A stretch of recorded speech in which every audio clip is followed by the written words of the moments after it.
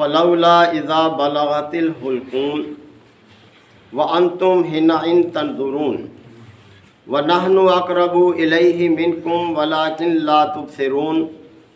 فلولا ان کنتم غیر مدینین ترجعونها ان کنتم صادقین فاما ان کان من المقربین فروح وریحان وجنت نعیم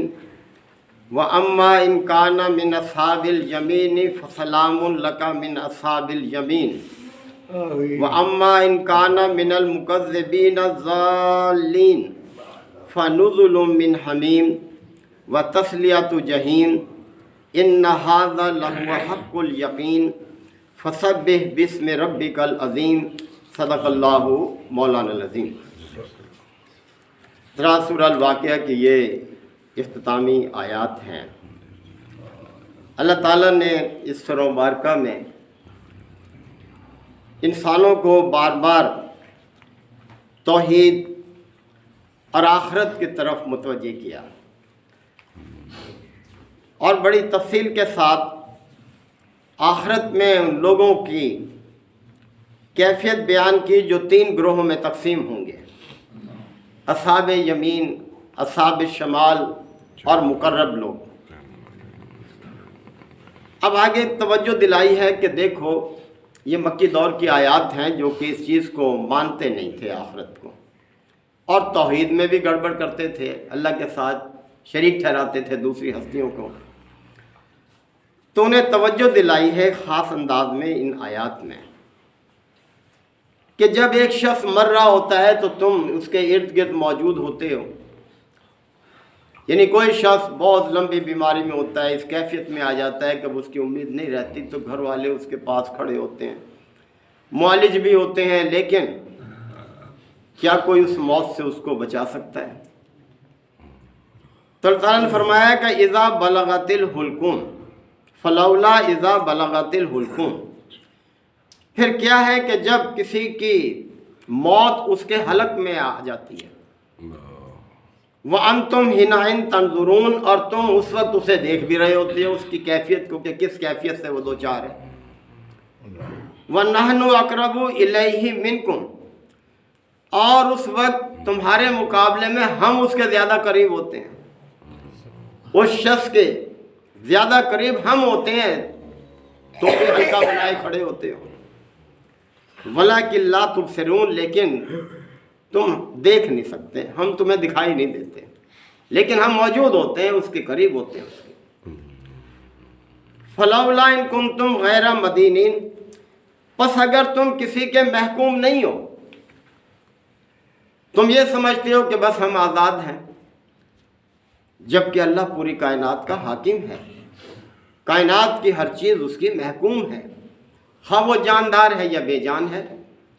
یہ بے جان چیزیں بھی اس کی حاکمیت کے تابع ہیں۔ یہ سورج، چاند، ستارے دیکھیں، مجال ہے کوئی اپنے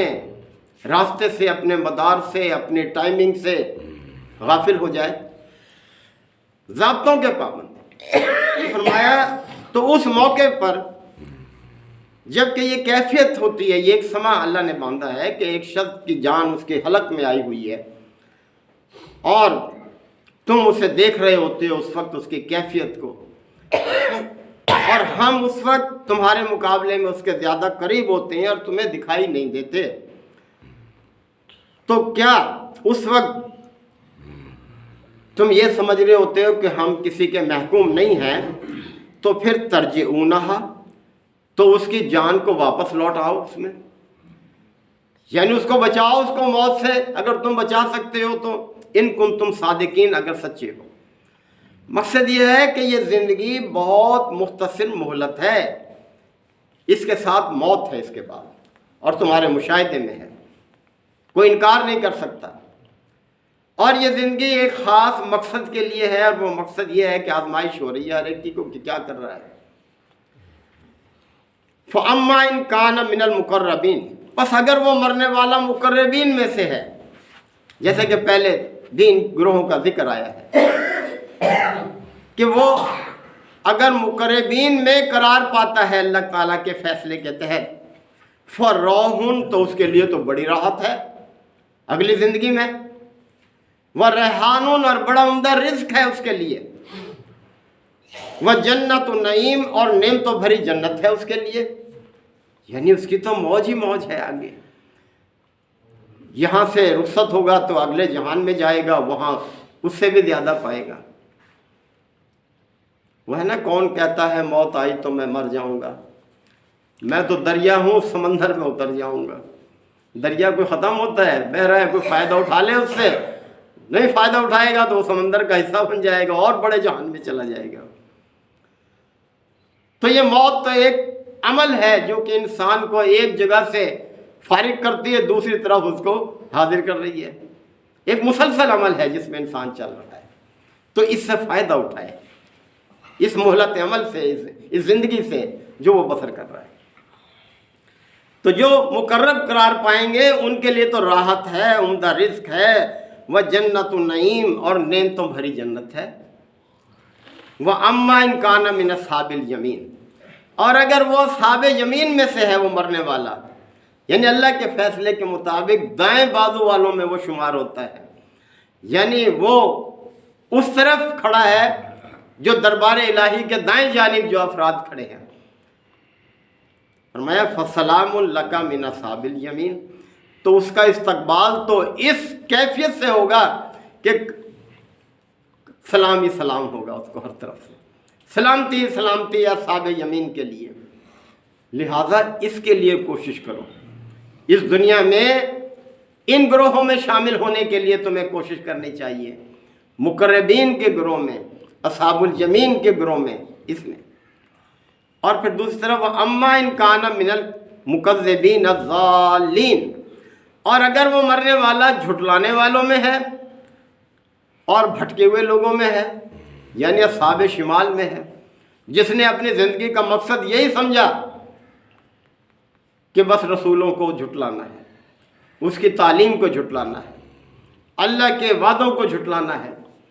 اور اپنی منمانی کے ساتھ زندگی بسر کرنی ہے، تو کیا ہوگا؟ وَأَمَّا إِن كَانَ مِنَ الْمُكَذِّبِينَ الضَّالِّينَ، پس اگر وہ مرنے والا جھٹلانے والوں میں اور گمراہوں میں شامل ہے، اس طرف وہ اللہ کے فیصلے کے تحت قرار پایا ہے، فَنُزُلٌ مِّنْ حَمِيمٍ، تو اس کی ضیافت تو کھولتا ہوا پانی ہے، کھولتا ہوا پانی۔ خدا نہ خاصا پانی گرم کرتے ہوئے تھوڑی سی ایک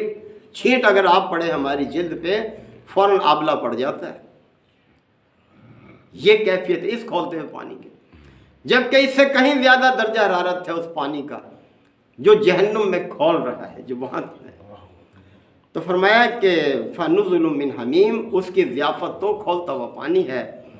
وَتَصْلِيَةُ جَحِيمٍ، اور جہنم میں ہی پھینکا جانا اس کا مقدر ہو گیا، جہنم میں پھینک دیا جائے گا۔ اور جہنم کیسا درجہ ہے، کیسا مقام ہے، بڑی تفصیل قرآن مجید میں اللہ تعالیٰ نے اس کی بیان فرمائی ہے کہ کہیں اس کے اندر زقوم ہے کھانے کے لیے، کہیں اس کے اندر کھولتا ہوا پانی ہے، اس کے اندر زنجیریں ہیں، اس کے اندر بیڑیاں ہیں، اس کے اندر توق ہیں، یعنی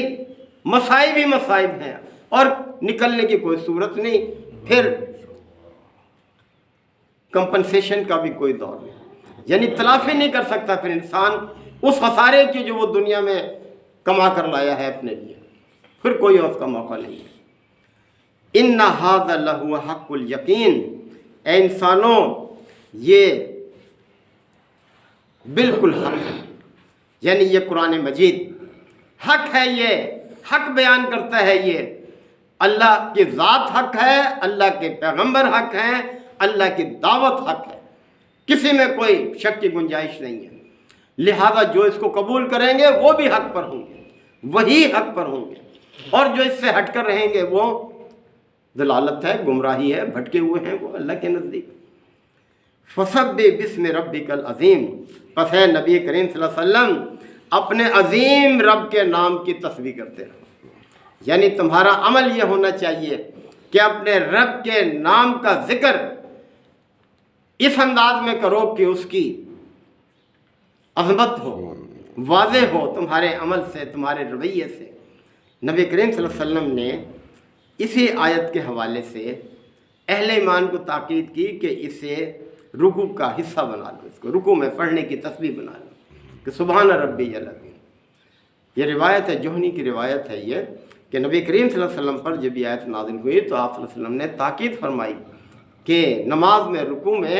اسی تسبیح کو پڑھا جائے کہ سبحان ربی العظیم۔ اور جب وہ آیت نازل ہوئی کہ سبحان ربی کا جو ہم پڑھتے ہیں سجدے میں، تو آپ نے